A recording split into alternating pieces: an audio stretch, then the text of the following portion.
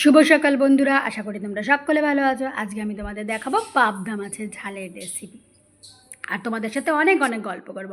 জানো তো, আগের দিন বাজার থেকে না কয়েকটা পাবদা মাছ নিয়ে এসেছিলো, তার কিছুটা আজকে রান্না করব। দেখো নিয়ে নিয়েছি, তার মধ্যে ভালো করে নুন আর হলুদ মাখিয়ে নিচ্ছি। এবার মাখিয়ে 5 মিনিট মতন মাছগুলো রেখে দেবো। আজকে না বেশ মেঘলা ওয়েদার আছে, তাই বাইরে ভালো বৃষ্টিও পড়ছে। এখন বাইরে ভালো মতনই বৃষ্টি পড়ছে, তাই রোজকার রান্না তো করতেই হবে। এবার দেখো মাছগুলোকে মেখে কিছুক্ষণ রেখে দিয়েছি, তারপর ওইদিকে কড়াইটা গরম করতে বসিয়ে দিয়েছি। আর একদিকে নুন হলুদ লঙ্কার গুঁড়ো একটা মশলা জল দিয়ে মিক্সড করে রেখে দিলাম। কড়াইতে সর্ষের তেল দিলাম, সর্ষের তেল দিয়ে গ্যাসের ফ্লেমটাকে বাড়িয়ে দিলাম। তেলটা গরম হতে লাগলো, এবার মনে হচ্ছে তেলটা গরম হয়ে গেছে। তারপরে এই পাবদা মাছগুলো ভালো করে একটা একটা করে দিয়ে দিলাম। আর জানো তো, পাবদা মাছ ভীষণ সূক্ষ্ম মাছ, খালি ভেঙে যায়। কড়াইটা ভালো করে আগে গরম করে নিয়ে তারপর সর্ষের তেলটা দেবে, তাহলে মাছগুলো ভাঙবে না। এবার বুঝলাম এই পিঠ ওপিঠ হয়ে গেছে একটা পিঠ, তখন খুন্তি দিয়ে সেটাকে আলতো হাতে নাড়িয়ে দেবে। মাছগুলো না ভীষণ ভেঙে যায় পাবদা মাছ।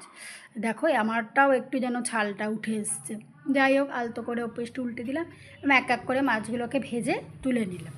তারপর তেলের মধ্যে 5 ফোড়ন পোড়া দিলাম। 5 ফোড়নটাকে একটু খুন্তি দিয়ে নেড়ে দিলাম। তারপর আগে থাকতে যে নুন হলুদ লঙ্কার গুঁড়োর একটা জল দিয়ে মিশ্রণ তৈরি করে রেখে দিয়েছিলাম, দেখো সেটা এবার এটা দেখো 5 ফোড়ন রেখে দিয়েছি বাটিতে।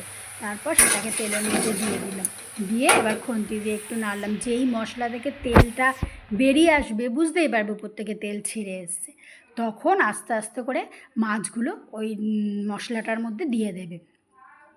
দিয়ে একটু নাড়াচাড়া করে দেবে খুন্তি দিয়ে, নাড়াচাড়া করে দিয়ে তারপর আগে থাকতে একটু উষ্ণ গরম জল করে রেখে দেবে। যে কোনো রান্নায় না আমি সবসময় গরম জল ব্যবহার করি, তাহলে ঝোলটার টেস্টটাও খুব ভালো হয়। দেখো আমি বাটিতে গরম জল করে রেখে দিয়েছিলাম, মশলার বাটিটাতেই। তারপর ওই জলটা দিয়ে দিলাম, আর সাথে দিয়ে দিলাম একটা কাঁচা লঙ্কা দিয়ে দিয়েছি। এবার দেখো মাছটা সুন্দর ফুটতে আরম্ভ করে দিয়েছে, সুন্দর ফুটছে।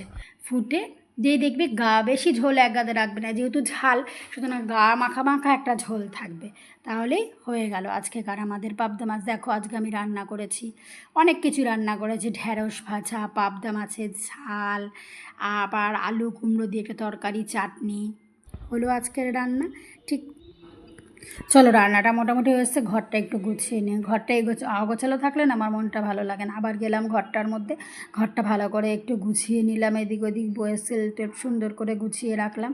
গুছিয়ে দিকে বিছানা চাদর টাদরগুলো ঠিকঠাক করে নিলাম, একটু ঝেড়ে নিলাম। চলো রান্নাঘরে চলে এলাম। দেখো মাছটা হয়ে গেছে সুন্দর করে বেড়ে। চলো আজকে আসি, পরের দিন আসবো আবার একটা নতুন রেসিপি নিয়ে তোমাদের সাথে গল্প করতে। চলো টাটা, সকলে ভালো থেকো।